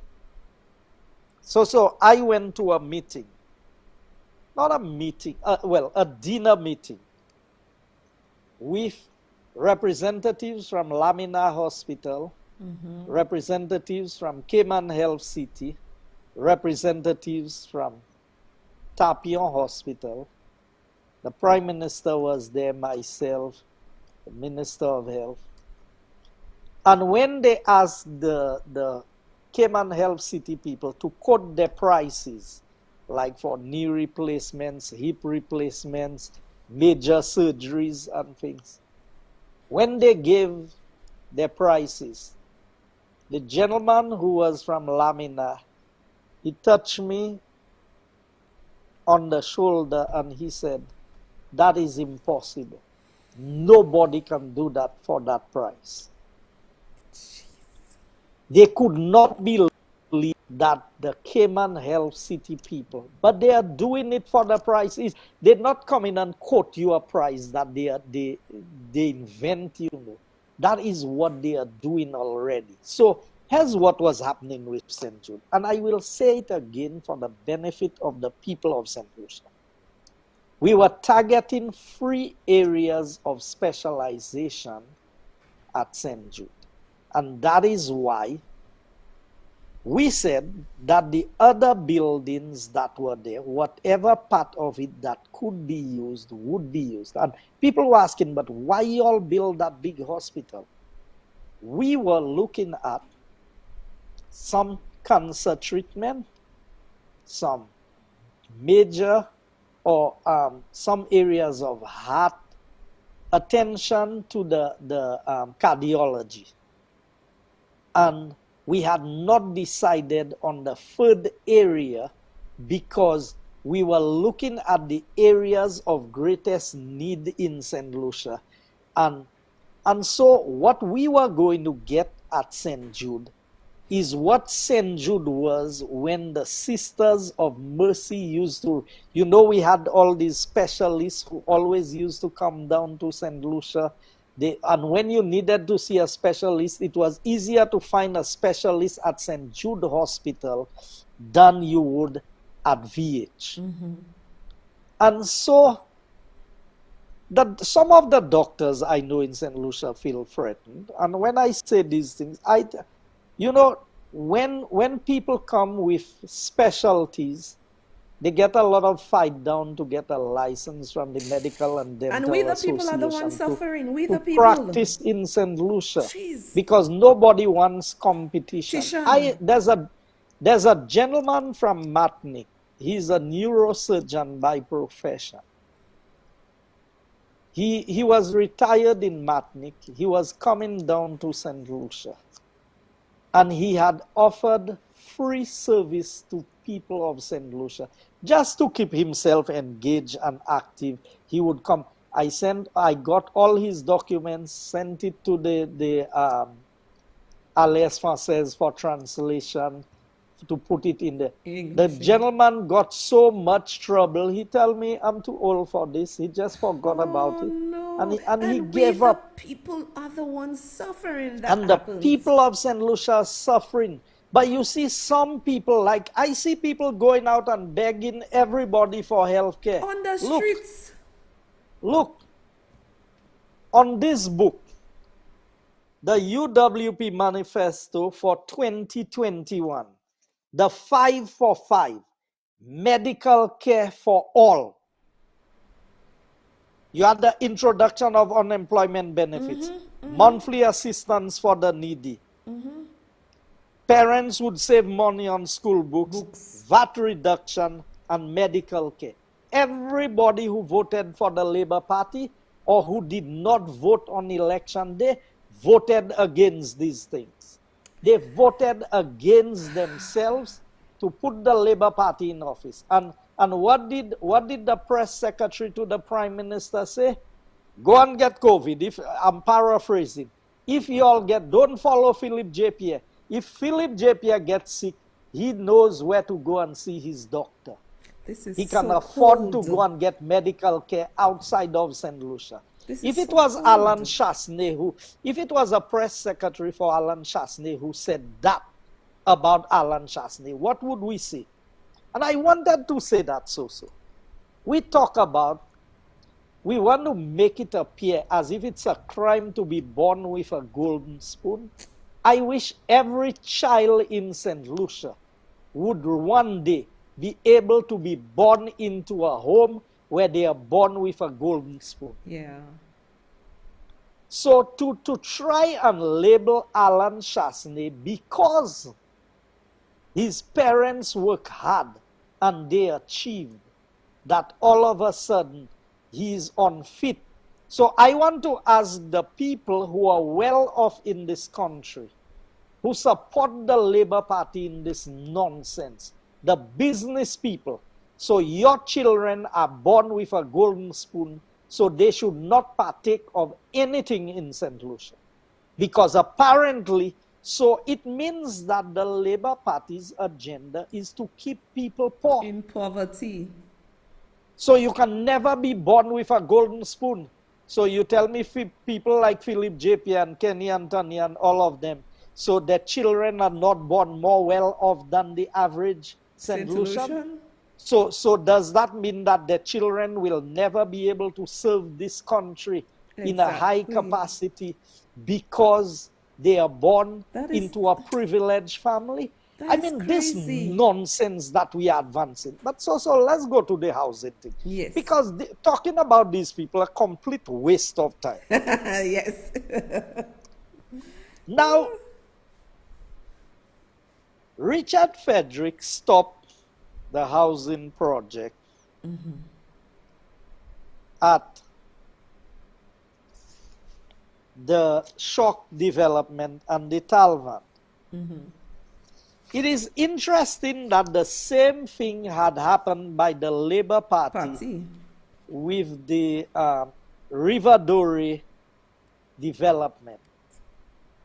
Now, I cannot deal with the two together, so I will deal only with shock tonight. Right. Because River Dorey has so much to it. I have all the documents for the court cases that was filed. Mm-hmm. I have how much money that the contractor claimed. And if they had settled him at the time, we would not have had to pay half the money. Mm-hmm. It ended up land that was owned by the government of St. Lucia. To keep the land, we had to end up paying $6 million for land that was ours to keep it, because the Labour Party government under Stanley Felix, and when these fellas talk, you see, you hear them talk and you think they are the brightest things around. But they are so dim and so dull that you don't even recognize them when you see them. They went into a deal with NHCBO and transferred the land that was owned by St. Lucia to a company, NHCBO, and gave them 51% shares, which is illegal because you could not be the majority shareholder without an alien landholding license. All of these things they did. Nobody. When I came in, and you know the sad thing for me, sometimes I tease my former Prime Minister, Alan Shasney, and I say to him, man, you gave me all the mess for me to clean up. St. Jude, a disaster. Disaster Vulnerability Reduction Project was a complete mess.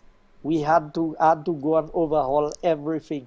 We were losing the money, right to the World Bank, ask for extension, do all kinds of things in order to save these projects and to get them going.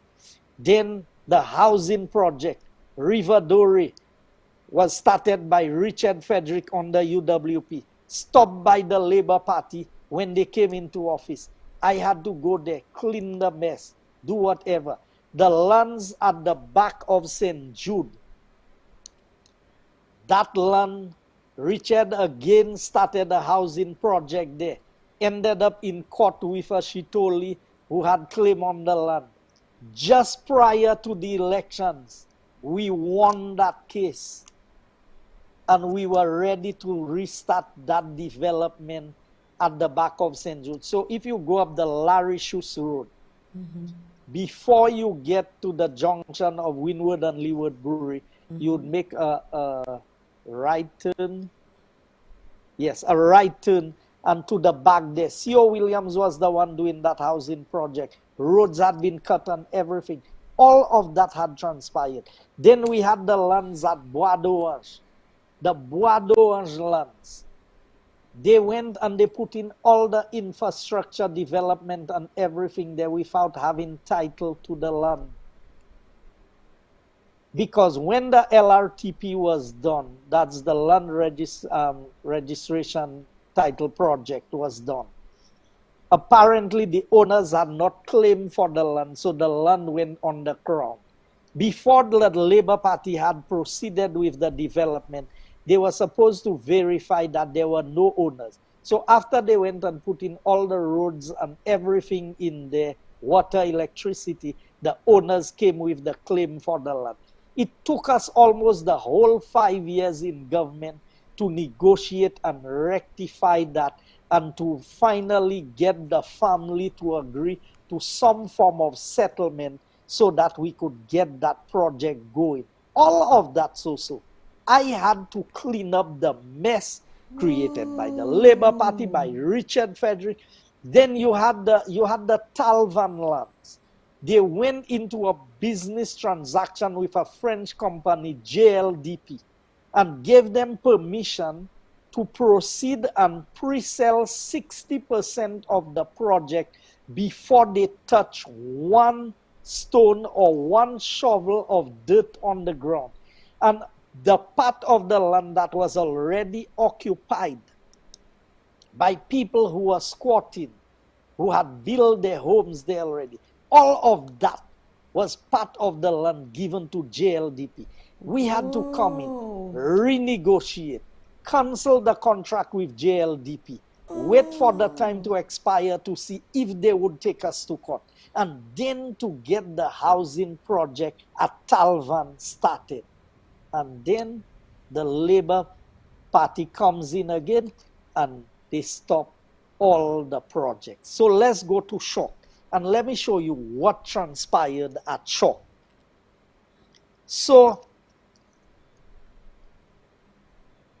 I will read a couple excerpts so that you understand better. I didn't send you that document because there's a lot of very confidential things in there. Okay, no and I try to be as cautious as possible. possible, So yeah. it says payment of compensation to Shock Estate Limited for compulsory acquisition of block 1050B parcel 807 in the quarter of Castries to facilitate housing development. So here this so.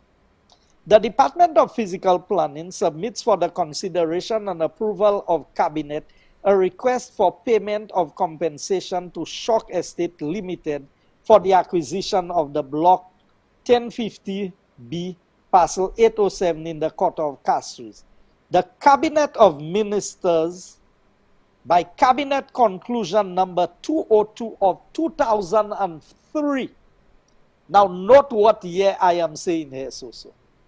2003.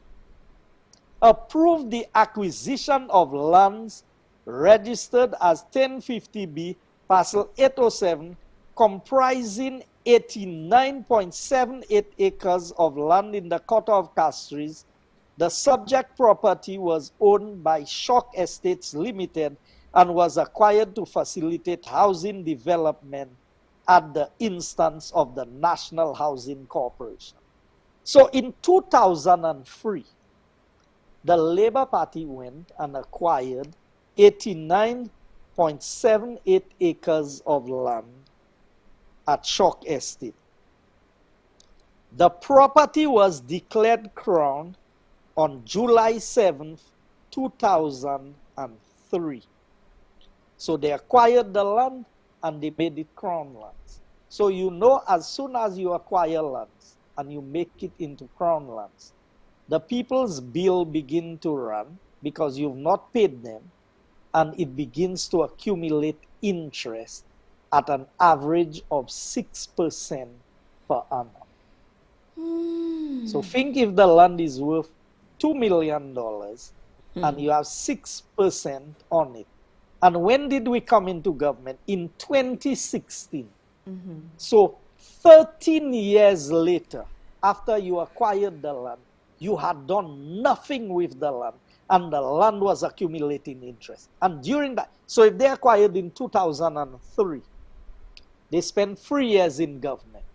They did nothing with the land. Jeez. Richard Frederick became Minister of Housing under a UWP government between 2006 and 2011. 5 years. He did nothing with the land. That land is there accumulating interest for payments. Jeez. Labour comes in 2011 to 2016, does nothing with the land. UWP comes into office in 2016, and before the end of the term, we got a project going, and Labour Party comes in and stops the project again. And watch the people who stop it. Richard Frederick and the Labour Party. The same man that the Labour Party described as the worst housing minister ever in St. Lucia. It's in the manifesto of the St. Lucia Labour Party of 2011. They have now made him what? Is he Minister of Housing? Yes, Minister of Housing. So they made the worst Minister of Housing ever in the history of St. Lucia, the Minister of Housing. Again. And you want me to take the people of St. Lucia serious when they elect these people into government? I cannot. We get what we deserve. That is what we chose, and that is what we are getting. So here's the best parts of this is yet to come, you know. So the property was declared Crown. So we're in 2022. So it is 19 years since that property was accumulating interest. It would have been 13 years. Yeah, 2 or 3. In fact, when that came to us in about 2018, 2019, so it would have been 15 years. So think of 15 years at 6% compound interest per year. How much money Shock Estate is making. But here's the best part. As part of the negotiations for the acquisition of the property, Shock Estate Limited offered to sell the property to the state via private treaty at a rate of $2.05 per square foot, totaling approximately $8.2 million. So you're buying 89.78 acres. They propose that you do it by private treaty rather than by acquisition for $8.2 million. The government, in its urgent desire, hear this so. The government, in its urgent desire to provide housing, informed Shock Estate that the property would be acquired as opposed to private treaty, and consequently made an interim payment in the sum of $3 million Eastern Caribbean dollars that year, 2003. So in 2003, you say it is so urgent, you cannot wait to buy it by private treaty. You're going to do compulsory acquisition. You proceed and you pay him, you pay Shock Estate $3 million as a deposit. And the 3 years run by that you remain in government, you did not remove a pebble or cut a branch at Shock Estate. Oh my God, what St. Lucians voted for?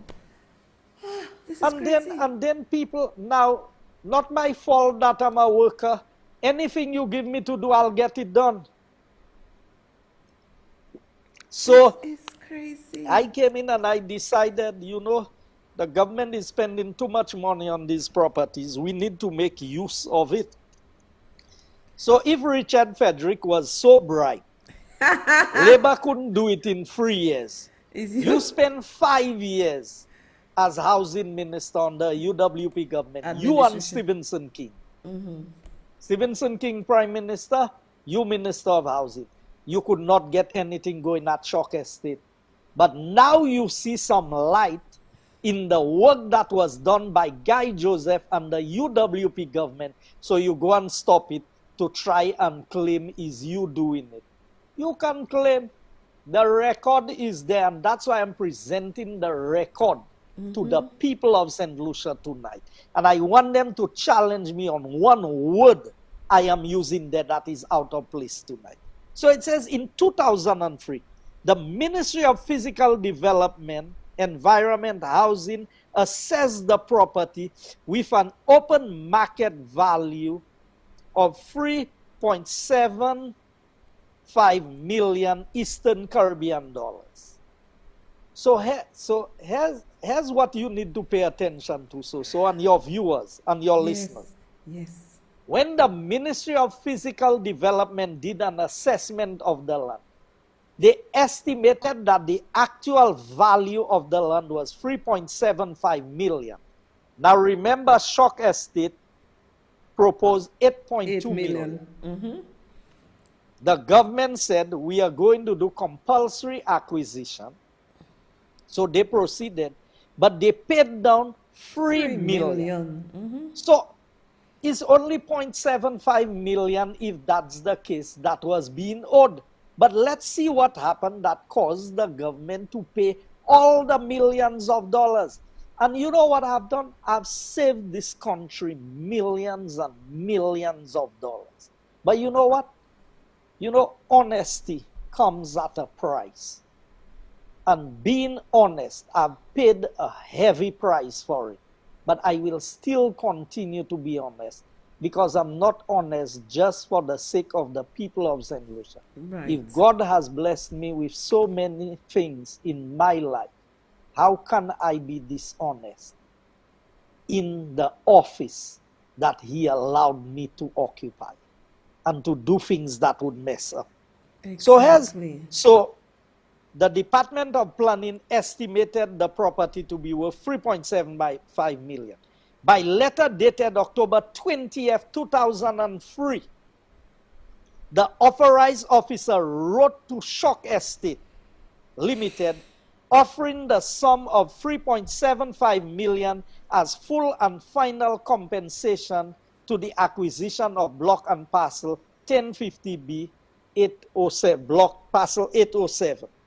The landowners submitted a compensation package in the range of $9,659,717 Eastern Caribbean dollars. So that's $9,679,717. So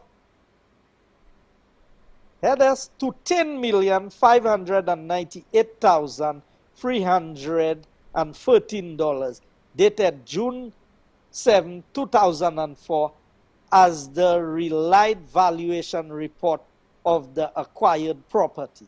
So, because they did not take their time to negotiate, you have compulsorily acquired.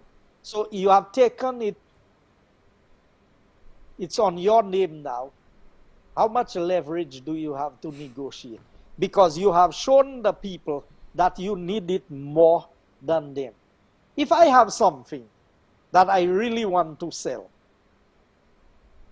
I will come and I will give it at a good price. But if I know you want it more than I want to sell it, what will I do? Up the price. I will up the price.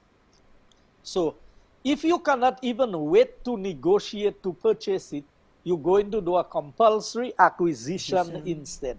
What result do you expect? So the owners of the land put the maximum price. But remember, the department valued the land at 3.75. The owner is claiming 10.598 because, and here's that, during the negotiations, now here's a very nice part.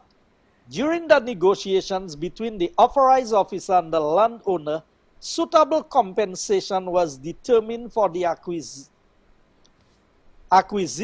of the 89.78 acres of land.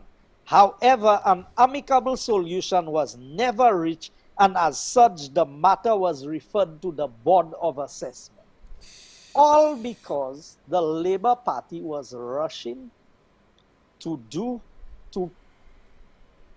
have a compulsory acquisition, and yet still they sat on it for 3 years and could do nothing. Now let me tell you, they cannot say it's because of the negotiations they couldn't do anything. Because once it is in the name of the crown has full right to the property. So they cannot say we were still negotiating. So, what peut say tellement pour pointer. You cannot wait to negotiate with the buyer or with the seller. So you went and you do compulsory acquisition. And now but here's it. The NHC took possession of the land in or about 2004, but has done no development or established any infrastructure apart from tracing a road. So now I don't know if they trace the road on paper, you know, as children when you were drawing. Because when I went there, I saw no traces of road on the land. And I've walked that entire property from end to end. So I don't know if it's on paper, but they said all they did was they traced a road. I don't know what that means. So the NHC had the land from 2004, you know. It was transferred to them. So when Richard Frederick became the Minister for Housing in 2006, that property was already under the control of the NHC. He couldn't remove a tree He couldn't remove a boulder from the land. But all of a sudden, you saw how much work Guy Joseph was doing. So all of a sudden, you want to show that you can do better, but you just have to follow in the steps of people who know how to work. Exactly. I know you know how to do private developments for yourself, but you can't work for the country because you are too self-centered to be able to work for the people of St. Lucia. Well, but people of St. Lucia, that's the government you all elected, and that's the price we are paying. So let's go on. It says the NHC took possession. Cabinet via conclusion 218 of 2013 approved the appointment of a board of assessment to undertake a case management of the acquisition. So in 2004, Labour still in government. By May 2016, the chairman of the board of assessment filed a notice against Shock Estate Limited pursuant to Section 12 of the Land Acquisition Ordinance Act Cap 5.04 for failure of submitting a copy of the proposal for compensation to the chairman of the Board of Assessment. Subsequently, Shock Estate Limited requested for negotiations to be reopened with the authorized officer in an attempt to bring closure to the matter. You see how much things that Shock Estate went to? Sometime in June, that is, sometime in June 2016, the attorneys for, now when was elections? July? June 6, 2016. So sometime in June 2016, Shock Estate Limited reopened negotiations with the authorized officer and presented a compensation settlement in the range of $9,659,717 to $10,598,330. So that is the range they give. So the lowest it can be is 9,659,717, and maybe the highest 10,589,000 plus interest. That is plus interest over the subscribed period July 2003 to June 2016. So think of that price. Let's take the lower price, just for all. Let's take the 10 million. So 6% of that, for 6% of 10 million would be what? 600,000? Yes, I'm not sure. How much? 6% of 10 million? Yes, 6% of 10 million. Yes, 600,000. You're right. Okay. So for 13 years. 7,800,000.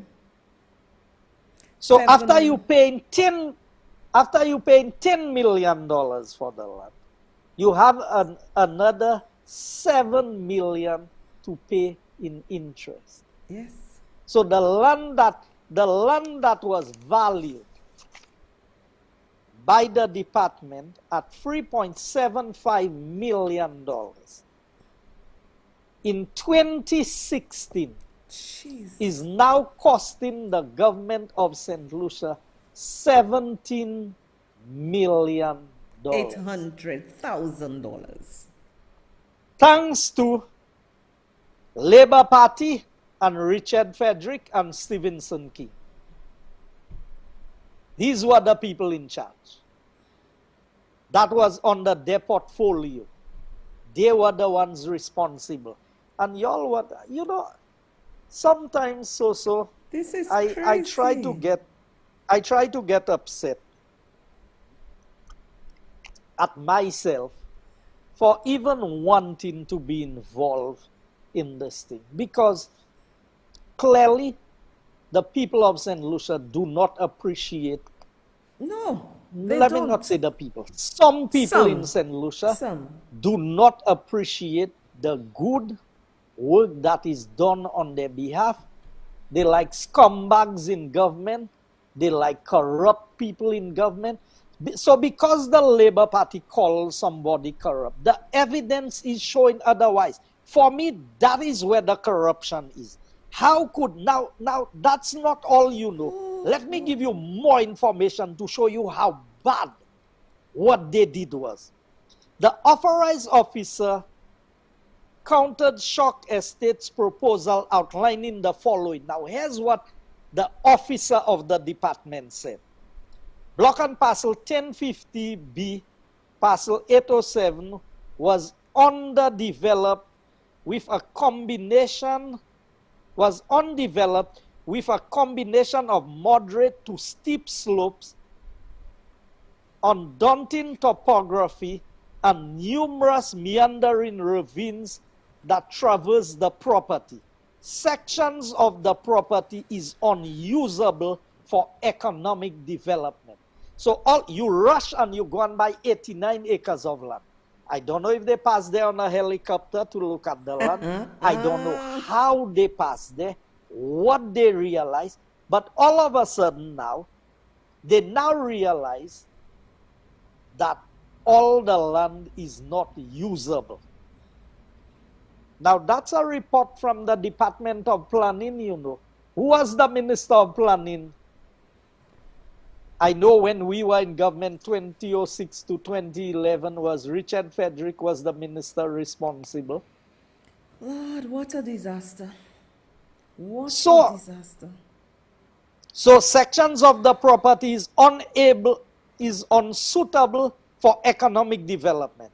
The authorized officer proposes the following as compensation.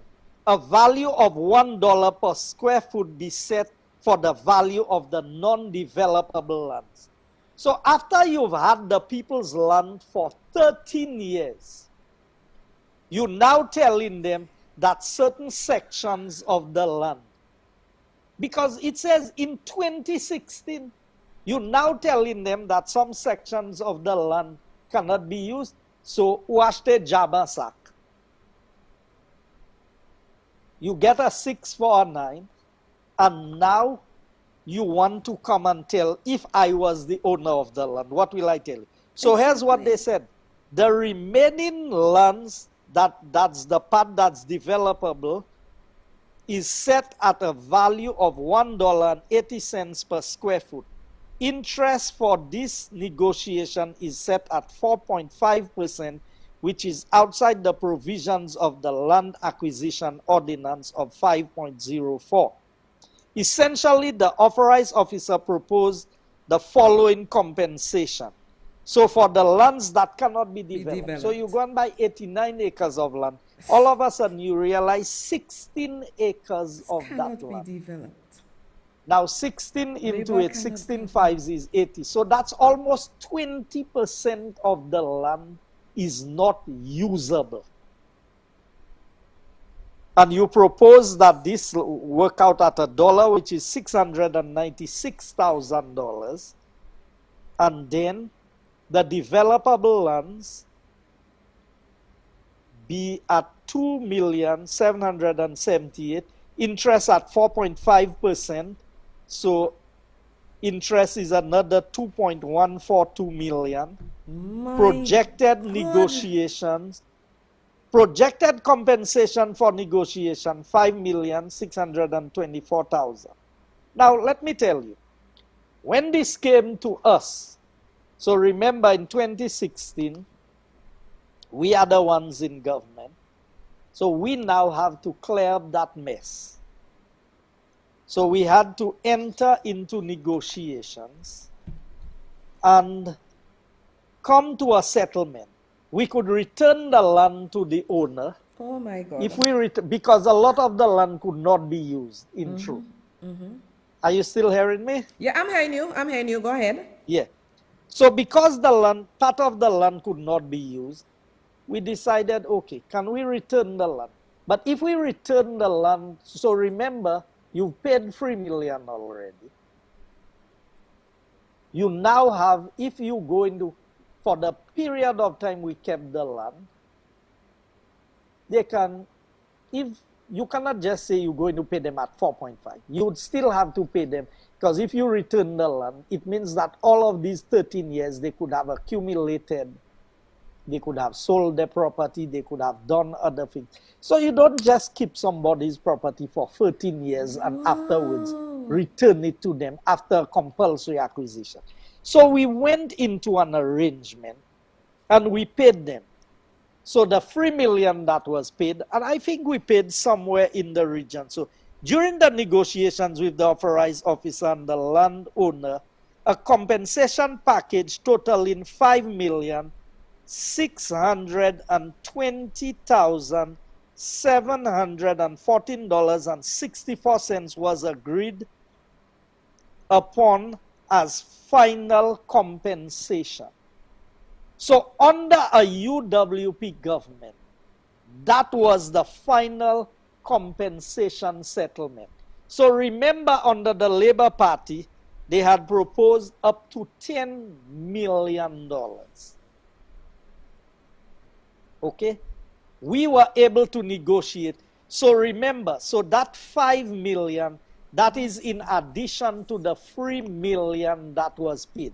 And I'm telling you, I believe that under our government, we came out with the best possible arrangement. And we did not have to come up with all of the money. Part of it was given as bonds and at an interest rate of 6% per annum. The maturity date was June 1st, 2020. So these would, if they did not roll over the bonds, then it would have been paid. So the point I am making to you here, and we paid 1 million in cash at the time. So what I'm saying to you here is, I want the people of St. Lucia and those who have an eye for business and who have an understanding of the business environment,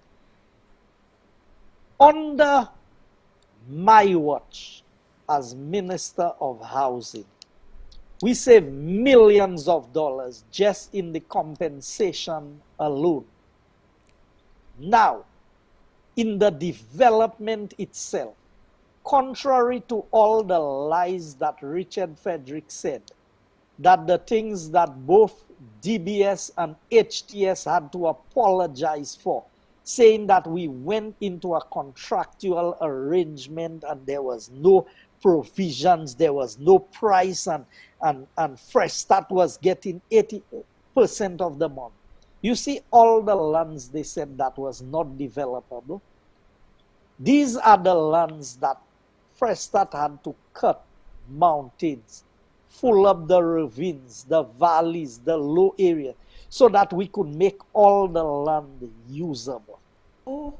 So the 16 acres they said that was not usable, all of that was part of the development. So when you see the pricing of the under development came at a very reasonable price. So the government of St. Lucia would make in the region, would end up with about $23 to $24 million after Fresh Start was paid. Now remember, the government is not spending $1 not to develop the land, not to market, not to sell. All they would be doing is collecting money.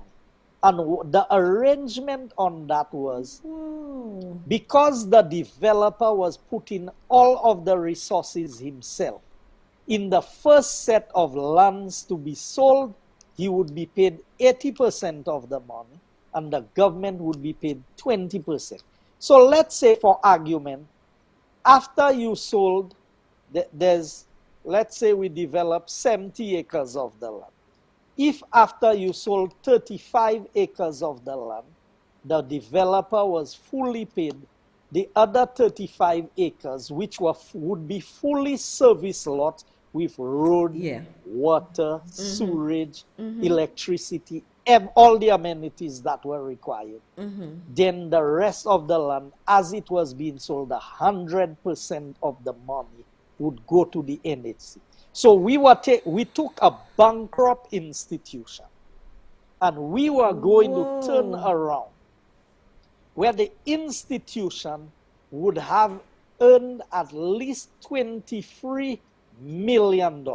So if you took off the $8 million that the government had paid already and give back to the government its $8 million, then you would have had $15 million net profit by the NHC. You telling me you come into government, Philip J. Pierre. That's why I tell you, these fellas are clueless also about anything pertaining to development. If they want a lesson or two, I grew up poor. They may accuse Alan Chasney of having been born with a golden spoon, but his father worked hard. Yes. And he's a hard worker. Yes. He's more of a hard worker than all of them put together. So I came up from a poor family, but I was able to work my way. And it's not when I came into government, I acquired things. I had things before I came into government. Despite the fact that I came from a poor family, saying to you here, I want to open the... I'm not hearing anymore. He's disconnected. Okay, let me tell him. The contract, you have to go on measured works. The project will cost the people of St. Lucia more than double because they will have to pay for it. And after they pay for it, they now have to go and finish the project. Now, Mr. Joseph, Are you with me, so? You sort of got disconnected when you were explaining. Are you with me? Yes, you hearing me? You hearing me? I think we kind of frozen there. I'm hearing you. Are you hearing me? I'm hearing. Are you hearing me? Yes, I am hearing you.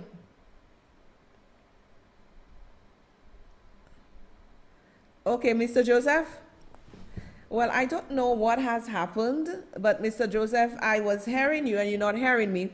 But Guy, it has been a very long program. It has been a very long program, and you know, a lot of people have been watching and listening to what we're saying. So we'll have to do another session to get all the information from Mr. Joseph. So it was a pleasure staying with you tonight. It was a long night, and I appreciate you watching. So again, thanks for your support. Many of you stayed, my YouTubers stayed, many of you stayed on Facebook and also on GVD TV. We want to thank you for all this. And what we will do right now, I will say good night, and we will come back again another day with some information concerning what Mr. Joseph was saying. It may be on an off day. So if I'm not on GVT TV 115, you can catch me on YouTube or on Facebook so we could continue this conversation. Thank you for all your coffees and being such a good sport. I love you. Have a blessed night. Good night. Bye. Love you, so. We expose lies and deceit. Expect us.